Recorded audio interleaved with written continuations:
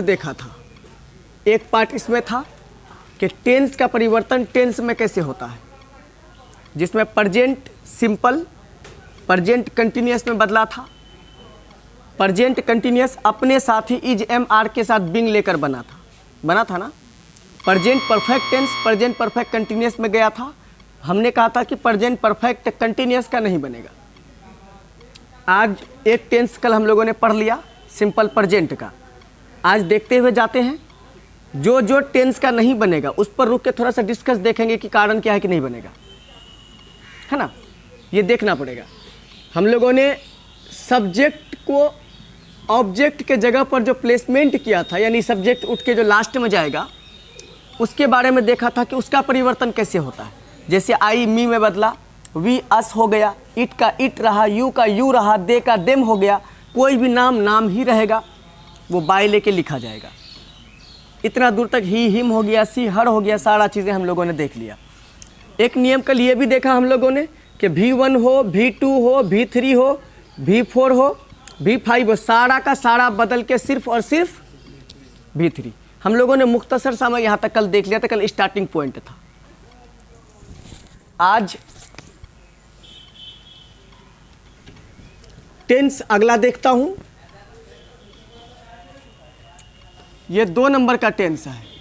Tense कौन सा? Present continuous. आप कंटिन्यूअस को प्रोग्रेसिव कह सकते हैं,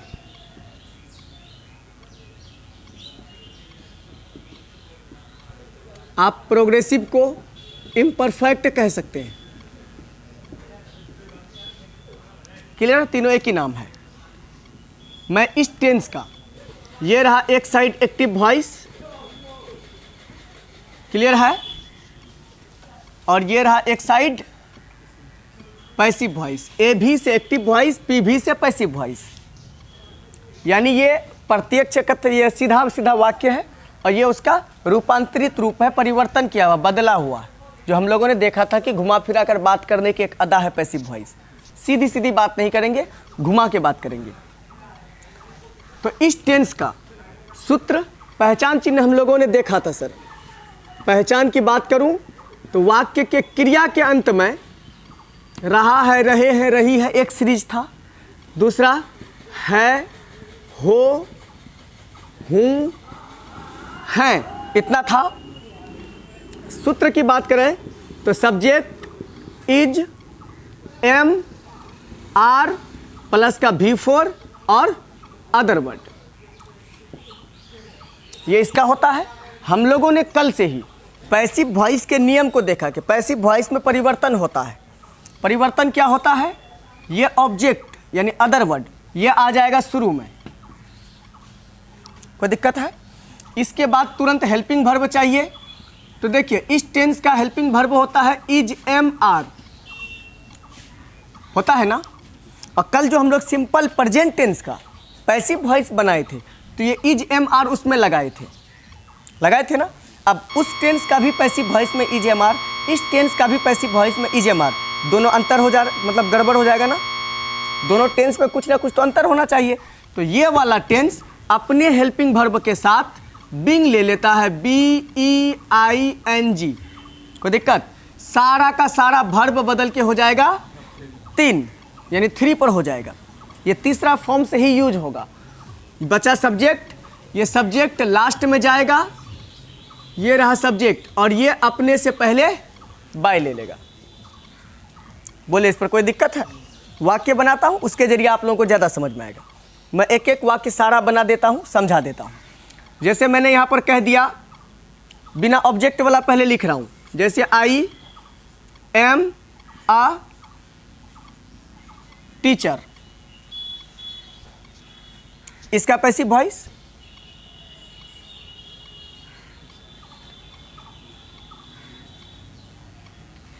इसका पैसिव वॉइस में हमेशा याद रखिएगा, अगर सेंटेंस में सब्जेक्ट हो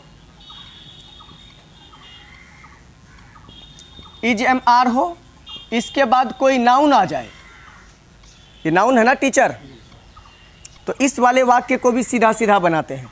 गलती से भी ऐसा नहीं कीजिएगा कि a teacher is being by me, गलत हो जाएगा। क्यों गलत होगा? यहाँ कोई टीचर कोई वर्क कर रहा है? वर्क नहीं है, सिर्फ उसके बारे में जानकारी मिल रही है कि वह एक टीचर है, मैं एक टीचर हूँ, आप एक डॉक्टर हैं, समझ में? पिताजी एक इंजीनियर है, वह एक पुलिस वाला है। आपको इन्फॉर्मेशन मिल रही है। जब ये जानकारी मिले ना तो ऐसे वाक्य का सीधा सीधा बनाते हैं। यानी आई है तो आई का आई ही रहेगा, इसको घुलटाते नहीं हैं। ये नियम है जब ऑब्जेक्ट सब्जेक्ट वर्ब सब कुछ रहे तब। जब डायरेक्ट इन्फॉर्मेशन हो, ज्ञान जानकारी दे रहा है ना, मैं एक टीचर हूँ। अब दुनिया तो मुझे नहीं जानती मैं टीचर हूँ, शकल में लिखा हुआ कपाल पे टीचर है, मुझे कहना पड़ेगा आई एम ए टीचर। आप कहीं पर जाओगे, कुछ हो गया, आप कहोगे मैं एक विद्यार्थी हूँ सर, मेरा काम कर दीजिए ना सर। यानी आपने अपनी इन्फॉर्मेशन दी, उसे अपना पहचान बताया, सर एक मैं विद्यार्थी हूँ।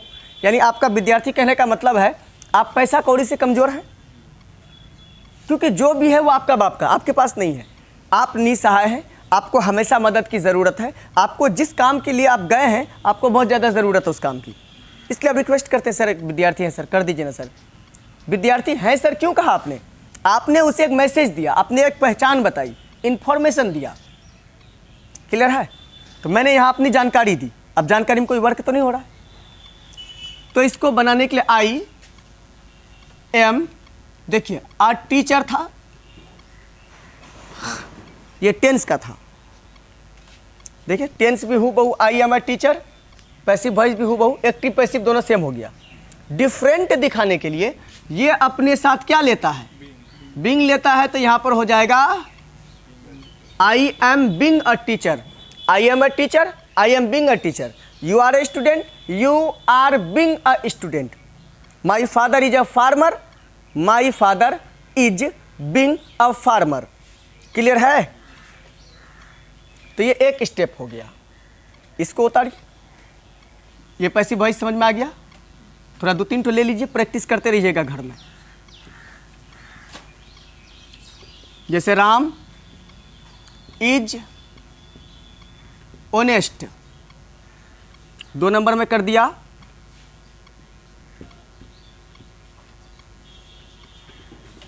You are a good boy, 3 number में कर दिया।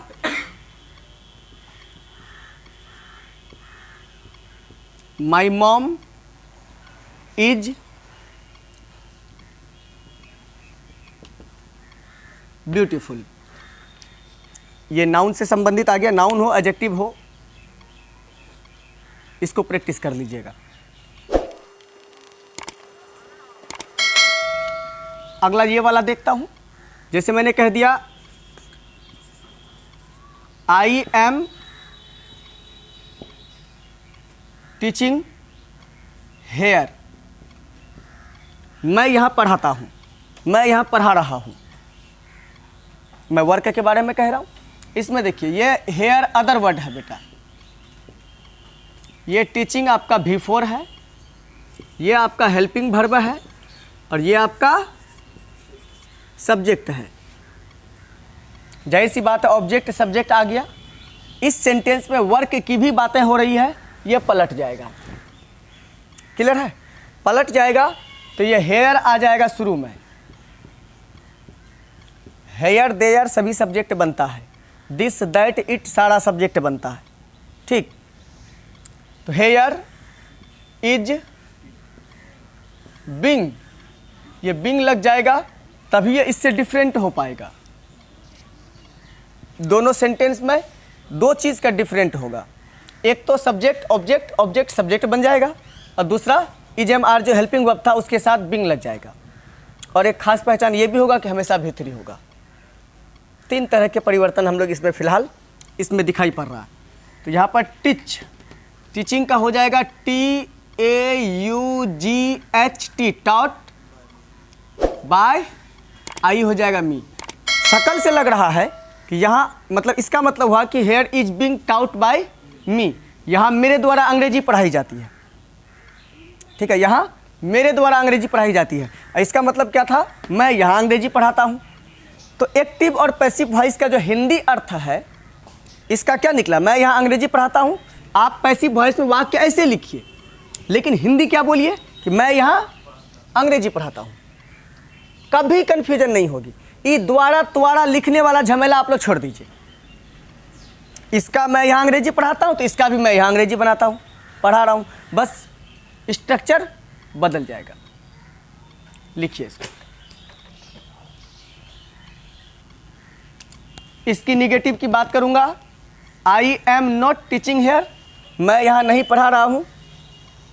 इंटेरोगेटिव पॉजिटिव की बात करूँगा तो इस वाले एम को उठाकर आई के पहले एम आई टीचिंग हेयर, क्या मैं यहाँ पढ़ा रहा हूँ।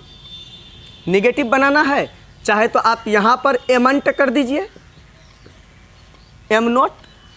ऐसे तो एमंट को भी आरंट ही लिखते हैं, वो जब क्वेश्चन टैग में जाएंगे तो वहाँ से हम लोग सुधार लेंगे। फिलहाल अभी एम नॉट है, समझने के लिए आप एमंट ही कीजिए, क्योंकि इंग्लिश में फिलहाल एमंट कुछ नहीं होता, ठीक है। एम नोट को भी संक्षिप्त फॉर्म में आरंट लिखते हैं, ARENT, और आर नोट को भी संक्षिप्त फॉर्म में आरंट लिखते हैं। क्लियर है। और वो अर्थ देता है हैं, जबकि आर मतलब हो होता है, आरंट बोलेंगे तो नहीं हैं। तो फिलहाल आप यहाँ एमंट ही लिखिए, कोई फर्क नहीं पड़ेगा, गलत नहीं होगा। और अगर आप पूरा लिखना चाहते हैं MI तो यहाँ पर लिखना पड़ेगा नोट। या तो आप MI note teaching here interrogative negative में, या तो आप इसको छोड़िएगा नोट को, तो एमंट आई टीचिंग हियर, मैं यहाँ अंग्रेजी नहीं पढ़ा रहा हूँ। क्लियर है। WH फॉर्म में इसके पहले WH वर्ड प्लेसमेंट होता है। यहाँ पर आएंगे, इसके साथ हमने नोट लगा दिया। इसके साथ क्यों नहीं लगाया, मैंने बताया था कि बी, बिंग और बिन ये तीनों हेल्पिंग वर्ब नहीं है। तो अंग्रेजी की दुनिया में वही नोट लेता है जो हेल्पिंग वर्ब है। अगर कोई मेन वर्ब जैसे इजेमार मेन वर्ब का भी रोल अदा करता है और वो नोट भी लेता है तो उनकी कंडीशन है, कुछ शर्तें हैं, उनके वजह है कि वो क्यों ले रहा है। लेकिन इसके पास कोई वजह नहीं, ये कोई मेन वर्ब नहीं है। क्लियर है। ये हेल्पिंग नहीं है जो लेगा। ये बी जो है मेन वर्ब के रूप में इस्तेमाल होता है तो इसका अर्थ होता होना। बी, इसका V2 होता है were, V3 been, B4 being, B5 was. तो वाज भी लेता है नोट, बी कभी नहीं लेगा, बिंग कभी नहीं लेगा, बिन कभी नहीं लेगा। ये तीनों अपने आप में कभी नोट नहीं लेगा। पूरे इंग्लिश की दुनिया की बात कर रहा हूँ, किसी भी मुल्क का क्या इंग्लिश हो, ये तीनों शब्द नोट नहीं लेगा। और ये तीनों शब्द सेंटेंस में कहीं भी आए तो हमेशा इसके पहले नोट लगाइएगा, इसके पहले नोट लगाइएगा, ठीक है।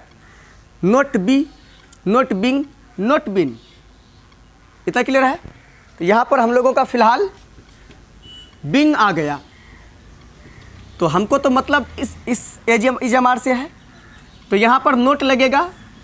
Hair is not being taught by me, यहाँ मेरे द्वारा अंग्रेजी नहीं पढ़ाई जाती है। इसको मैं इंट्रोगेटिव बनाऊंगा ना सर, तो मैं उठा के इसको यहाँ पर लिख दूंगा, is here being taught by me, क्या मेरे द्वारा यहाँ अंग्रेजी पढ़ाई जाती है। मैं यहाँ पर अगर नोट लगा दूंगा, क्या मेरे द्वारा यहाँ पर अंग्रेजी नहीं पढ़ाई जाती है। आप चाहें तो यहीं पर इज को इजेंट कर दीजिए, यहाँ इजेंट करेंगे तो ये वाला नोट हट जाएगा। बताइए इस पर कोई दिक्कत। एक दो ठो वाक्य के लिए प्रैक्टिस करते रहिएगा।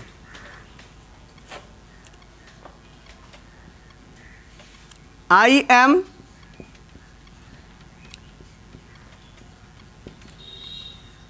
प्रिपेयरिंग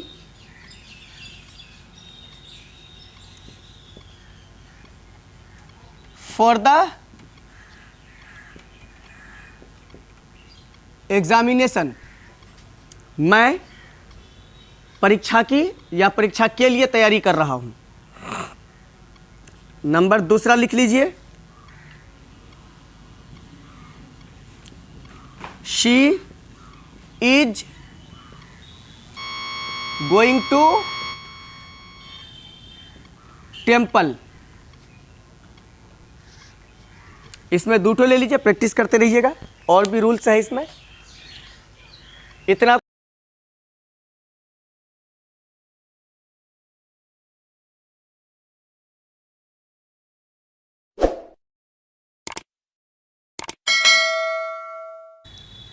हम लोगों ने अभी घुलटाया पलटाया।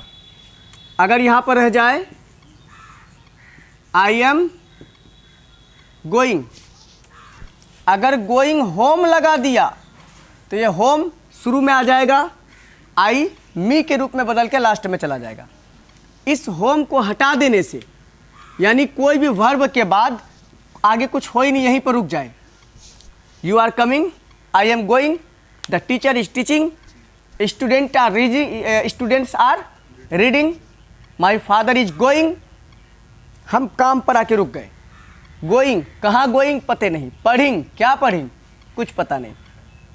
लिखता है सर, राइटिंग, क्या लिखता है, वस्तु का नाम नहीं है।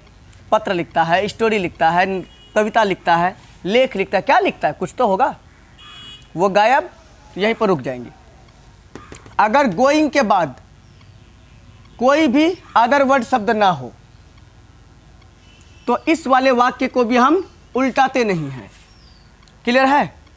पैसिव वॉइस में क्या करेंगे, आई है तो आई का आई ही देंगे। क्लियर? हेल्पिंग वर्ब में एम है तो आई के साथ एम ही लगेगा। ये गोइंग को बदल के करेंगे गोन, तो दिक्कत है। और ये क्या ले रहा है पैसिव वॉइस में, बिंग ले रहा है, तो इज एम आर के साथ चिपका देंगे बिंग। जब अदर वर्ड की कमी हो यानी ऑब्जेक्ट या कंप्लीमेंट की कमी हो वाक्य में तो इसको हम घुलटाते पलटाते नहीं हैं। I am being gone, I am going, I am being gone, दोनों का मतलब वही है, मैं जा रहा हूँ। कहाँ जा रहा हूँ, जगह गायब, घुलटने का सिस्टम बंद।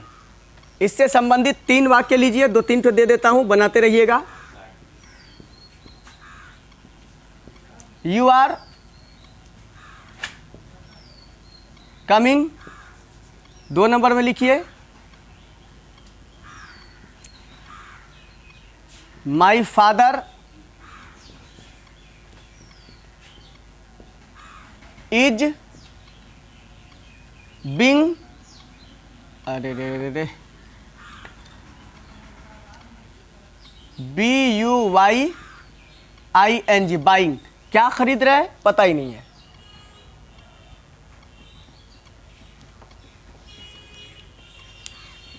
अब टेंस अगला घुसने वाला हूं हम लोग, मैं अगले पर घुस रहा हूं, इसे मिटा सकता हूं।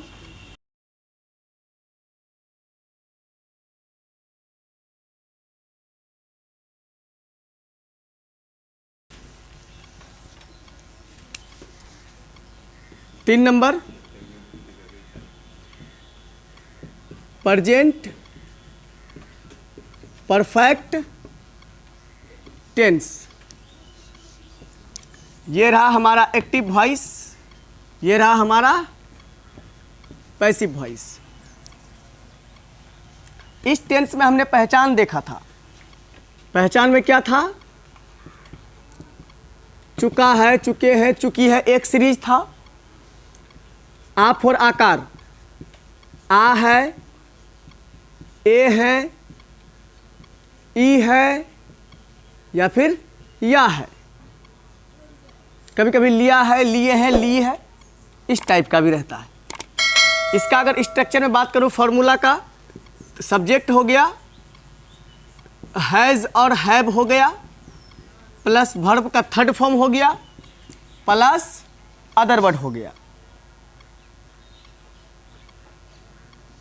तो इसका भी पैसिव वॉइस बनाने के लिए ये अदर वर्ड हो जाएगा शुरू में। ये रहा अदर वर्ड। ये जो हेल्पिंग वर्ब है, क्योंकि हर सब्जेक्ट के बाद हेल्पिंग वर्ब चाहिए, तो इसमें क्या है, हैज हैव, तो प्लस रहा हैज हैव, और ये अगला का खींच लेगा बिन, क्योंकि कल हमने आपको टेंस का परिवर्तन में दिखाया था कि present perfect tense present perfect continuous में बदल जाता है। प्रेजेंट परफेक्ट कंटिन्यूअस का हेल्पिंग वर्ब क्या था, हैज या हैव के साथ बिन लगा हुआ था, V4 था, अदर वर्ड था, और उसमें सिर्फ टाइम का प्लेसमेंट था, है ना। तो ये हैज बिन हैव बिन को खींच लिया, प्लस का सारा वर्ब फॉर्म्स 3 बनेगा, प्लस बाय देंगे, और ये वाला जो सब्जेक्ट है ये उठ के बैठ जाएगा लास्ट में। अगर कोई स्टूडेंट आप लोग ग्रामर में मिलाओगे ना, ये जो ऑब्जेक्ट हम लोग लिखते हैं, देखिएगा इसके जगह पर रहता है सब्जेक्ट, इसके जगह पर लिखा हुआ रहता है ऑब्जेक्ट। घबराइएगा नहीं, ये जो सब्जेक्ट है ना, ऑब्जेक्ट को ही किताब वाला सब्जेक्ट लिखता है। जब वाक्य पर देखिएगा तो वाक्य में जैसे आई एम गोइंग होम, तो वो पैसिव वॉइस होम से स्टार्ट करेगा। Home is being gone by me, ठीक है, वो इस तरह से लिखते हैं। वो लिखने का सलीका उसका चेंज, ऑब्जेक्ट का लिखना शुरू में या अदर वर्ड का लिखना किताब वाला को बेहतर नहीं लगता है, तो वो सब्जेक्ट लिखता है अदर वर्ड को। बाकी आप अदर वर्ड ही लिखिए, कोई फ़र्क नहीं। इसलिए बता रहा हूँ क्योंकि बहुत सारे बच्चे ग्रामर में मैच करवाते हैं।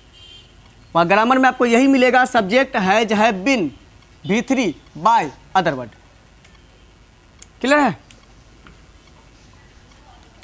मैं यहाँ 2 वाक्य देता हूँ। एक तो देता हूँ यू हैज़ गोन होम, जिससे दिक्कत है कि हैज हैव कहाँ लगेगा, ये कचरा नोट कर लीजिएगा। आई, वी, यू, दे और कोई चीज़ का 2 नाम, कोई भी आदमी, इंसान, जानवर, सबका 2 नाम के साथ आप हैव लगाइएगा। और ही, शी, इट तथा एक नाम अगर हो तो इसके साथ हैज़ लगाइएगा। एक वाक्य ये है यू हैज़ गोन होम। एक वाक्य देता हूँ यू यू के साथ हैव ना दीजिएगा, हैव गोन। बेटा दोनों वाक्य में सिर्फ इतना ही फर्क है कि इसमें आपका अदर वर्ड जुड़ा हुआ है, इसमें अदर वर्ड नहीं है दोनों में, लेकिन पैसिव वॉइस बनने में ज़मीन आसमान का फ़र्क है। इसमें अदर वर्ड है, सब्जेक्ट भी है, तो पैसिव वॉइस बनाने के लिए ये वाला होम आ जाएगा शुरू में, होम। यहाँ पर यू के साथ हैव लिया था, लेकिन होम के साथ क्या लगेगा, हैज़ लगेगा, क्योंकि होम तो सिंगुलर है। देखिए यहाँ पर ही, सी, इट, एक नाम, भाई एक घर की बात की जा रही, सिंगुलर है, तो इसके साथ हैज़ और लगेगा क्या, बिन देंगे। और वर्ब का थर्ड फॉर्म गोन है, तो गोन का गोन ही रहेगा, बाय यू। क्लियर है इतना? इसमें देखिए, इसमें अदर वर्ड होम की कमी है। किस चीज़ का कमी? खाली एक होम नहीं है, डिट्टो वाक्य है, लेकिन इसको बनाएंगे ना, इसको मैं पैसिव वॉइस यही बना देता हूँ। यह है हमारा एक्टिव वॉइस और मैं बना रहा हूँ अभी पैसिव वॉइस। देखिए यू का यू रहेगा, हैव का हैव रहेगा, गोन का गोन रहेगा। कोई दिक्कत? सिर्फ बैठेगा क्या, हैज हैव के साथ पैसिव वॉइस में बिन लगता है। You have gone, you have been gone, ये हो गया हमारा पैसिव वॉइस।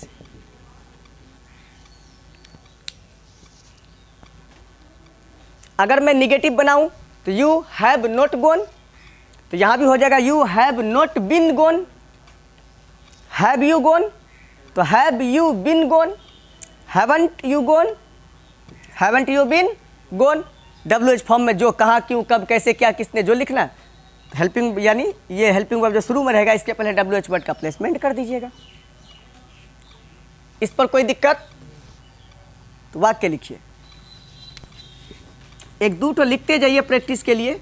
1 नंबर में लिखिए, डायरेक्ट इंग्लिश में लिखता, कोई दिक्कत नहीं ना? हाँ, the teacher has, TAUGHT, taught us, शिक्षक हमें पढ़ाए हैं। 2 नंबर में I have bought a new mobile।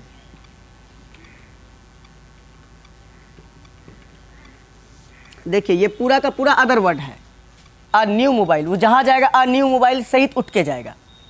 ठीक है, ये नहीं कि मोबाइल को फेंक दीजिएगा इधर उधर।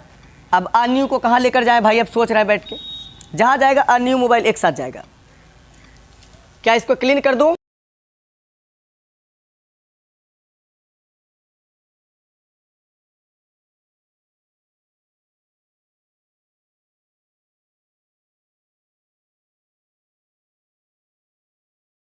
चौथा टेंस हमारा क्या है? देखिए, प्रेजेंट परफेक्ट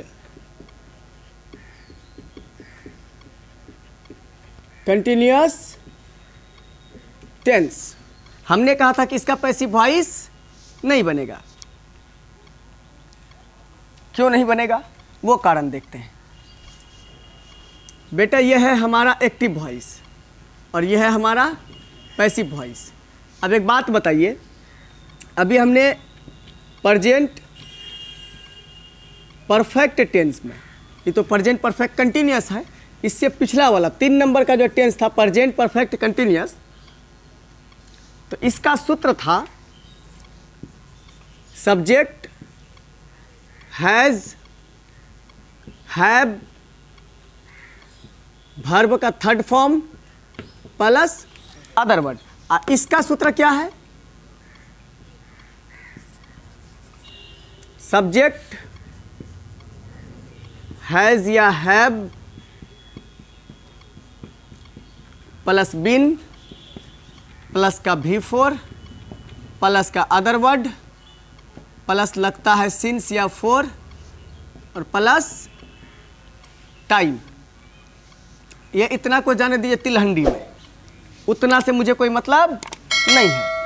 मुझे असल मतलब है टेंस जो तय करता है, यही चीज़ ना तय करता है किस टेंस में V1 लगेगा, V2 लगेगा, V3 लगेगा, 4 लगेगा, 5 लगेगा, वो तय करने का अधिकार हेल्पिंग वर्ब को है। क्लियर है? हेल्पिंग वर्ब जो आता है तो इसी के ऊपर डिपेंडेंट है पूरा वाक्य। अगर हम इसको हटा दें हैज हैव बीन को, तो आप V4 डायरेक्ट लगा पाइएगा कि Ram going, I reading, the teacher teaching. सही होगा? ये जो देंगे हम अभी आपको राम रीडिंग, ये सही तो नहीं है। क्यों भाई? क्योंकि यहाँ पर कमी है, राम इज रीडिंग होना चाहिए था। यानी ये पूरा का पूरा स्ट्रक्चर इस पर डिपेंडेंट है। सिंपल प्रेजेंट और सिंपल पास्ट का पॉजिटिव सेंटेंस छोड़कर हर एक सेंटेंस इसका गुलाम है तो ये हेल्पिंग वर्ब, नौकर, ये नौकरी करने आया है। लेकिन ये ऐसा नौकर है, इसकी ज़िंदगी को तय करता है। मैं एक मज़दूर हूँ, हमारे जैसे पूरे इलाके में हज़ारों लाखों मज़दूर हैं। अगर मज़दूर मज़दूरी करना छोड़ दे तो किसान का कलेजा से पसीना उतर जाएगा। हम मालिक हैं, बड़ा बड़ा बिल्डिंग बना लेते हैं, लेकिन बनाने वाला कौन? मज़दूर, इंजीनियर। यानी वो आदमी हमारे मकान का नींव तय करता है। ये है तो नौकर, इसका अपना कोई अस्तित्व नहीं है, लेकिन इसके बिना इसका भी वजूद नहीं है।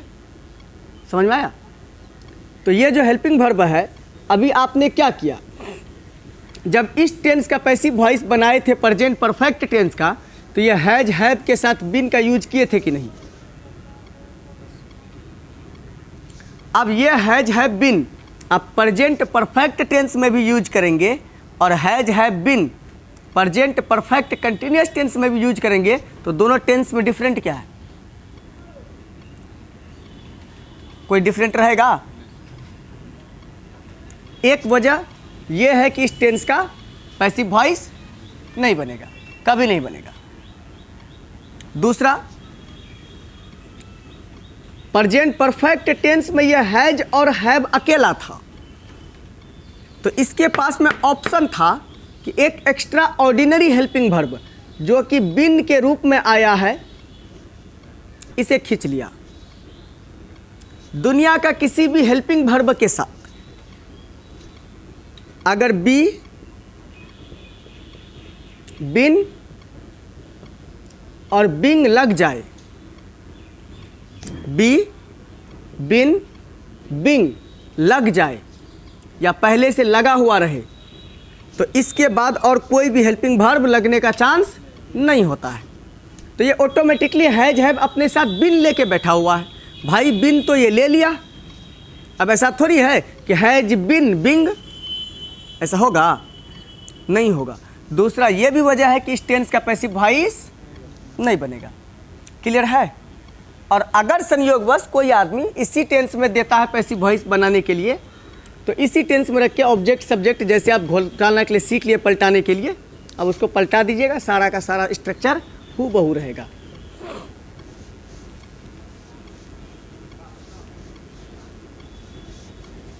अगला पर जाता हूं पास्ट टेंस।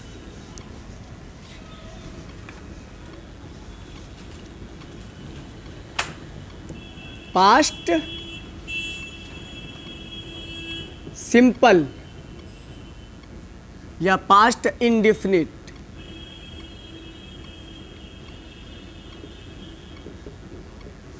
ये हो जाएगा हमारा 5वां नंबर का। ये रहा एक्टिव वॉइस, ये रहा पैसिव वॉइस। इसका पहचान चिन्ह में हमने देखा था, हम लोगों ने टेंस के साथ में थोड़ा सा पहचान भी देखा था, कारण देखा था कि क्यों आखिर V2 ही यूज करेगा ये। तो पहचान में हम लोगों ने देखा था कि ता था, ते थे, ती थी, इसके अलावा लिया, लिए, ली, आ, ए, ई, इस तरह का वर्ड क्रिया के अंत में जुड़ा हुआ रहता है, काम के अंत में। यह है इस टेंस का पहचान की बात कर रहा हूं मैं।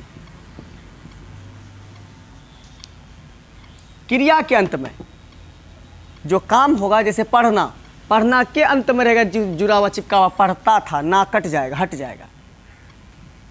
तो इसका स्ट्रक्चर में हम लोगों ने देखा था सब्जेक्ट, V2, अदर वर्ड। ये था पॉजिटिव सेंटेंस, ये रहा पॉजिटिव सेंटेंस। इसका निगेटिव की अगर बात करूं,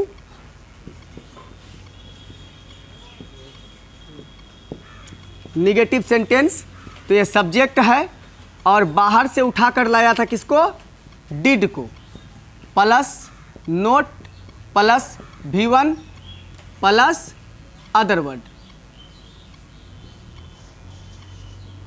था ना। अब इसको उठाकर सबसे पहला नियम, पास्ट सिंपल टेंस यानी पास्ट इंडेफिनिट टेंस, ये जब हम पैसिव वॉइस बनाएंगे ना, तो ये बदल जाएगा किसमें, पास्ट कंटिन्यूअस में, यानी इसका अगला वाला टेंस में। आप लोगों ने कोई भी रूल्स याद नहीं किया है घर में, अगर याद करते तो चेंज ऑफ टेंस में आपके दिमाग में इतनी बातें तो होती कि सिंपल प्रेजेंट टेंस का अगर हम पैसिव वॉइस बनाएंगे तो प्रेजेंट कंटिन्यूअस में जाएगा, सिंपल पास्ट टेंस का अगर हम पैसिव वॉइस बनाएंगे तो पास्ट कंटिन्यूअस में चला जाएगा। कंप्लीट करके आइएगा, वरना एक एक को कल बहुत ज़्यादा ठोकूंगा पकड़ के, इसमें कोई सुनवाई नहीं। इसमें बात करूंगा तो ये पास्ट कंटिन्यूअस में जाएगा। ये रहा अदर वर्ड, पास्ट कंटिन्यूअस का हेल्पिंग वर्ब क्या है, पास्ट कंटिन्यूअस टेंस यानी पास्ट इम्परफेक्ट टेंस। रहा था, रहे थे, रही थी, इसका हेल्पिंग वर्ब क्या है, हेड कहां से आया, ये तो वाज वेयर ना है, इसमें वाज वेयर प्लस लग जाएगा, यहाँ वर्ब 2 है तो ये बदल के हो जाएगा 3। अब प्लस लेगा बाय और प्लस लेगा सब्जेक्ट। क्लियर है। निगेटिव में यहाँ पॉजिटिव में कोई हेल्पिंग वर्ब इस टेंस में नहीं है, इसकी प्रकृति ऐसी है इस वाक्य का, लेकिन निगेटिव में ये डिड नोट लिया, लेकिन ये अपने साथ ही खाली वाज या वेयर के साथ नोट ले लेगा।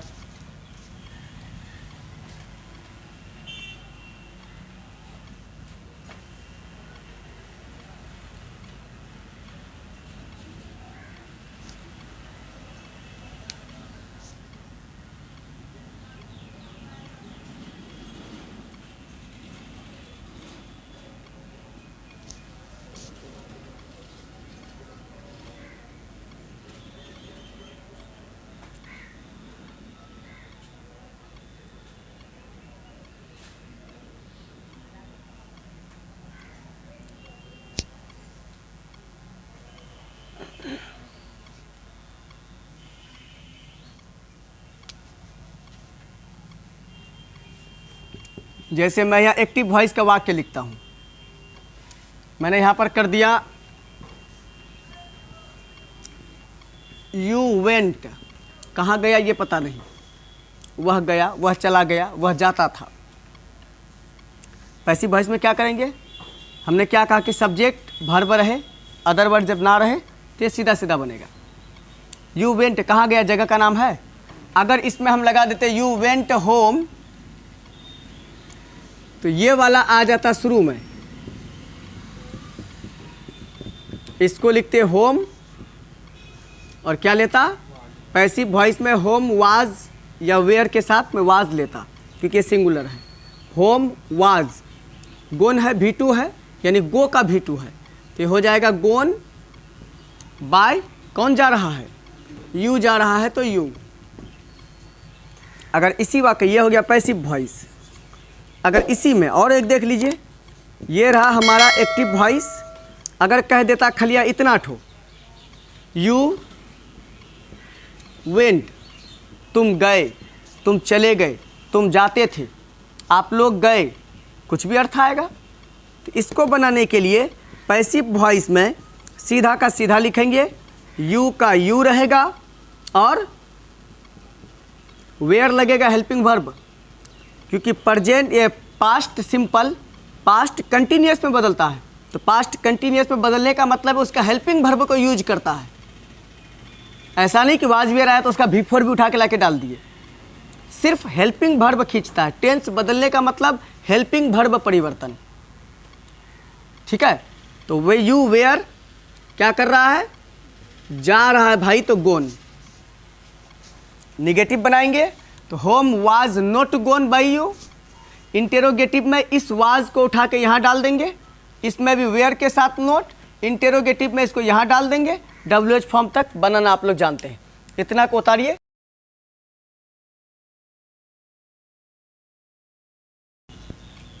वाक्य लीजिए एक दो प्रैक्टिस के लिए। Raman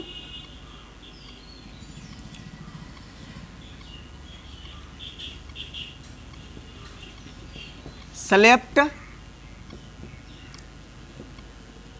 at night। Raman slept at night। Number दूसरा लीजिए, I went to पटना। तीसरा लीजिए,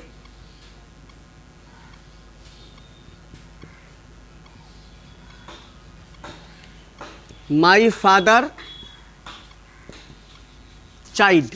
ये V2 है, V1 बोलेंगे तो लास्ट में ई लगा के लिखेंगे, डांटना के लिए, डांट फटकार के लिए। अब V2 में बोलेंगे तो ये ई हट जाएगा, ठीक है। माई फादर चाइल्ड, हाँ, और V3 बोलेंगे तो ई एन जुड़ जाएगा लास्ट में, चाइडेन। 4 नंबर में ले लीजिए, आई वेंट। 5 नंबर में ले लीजिए,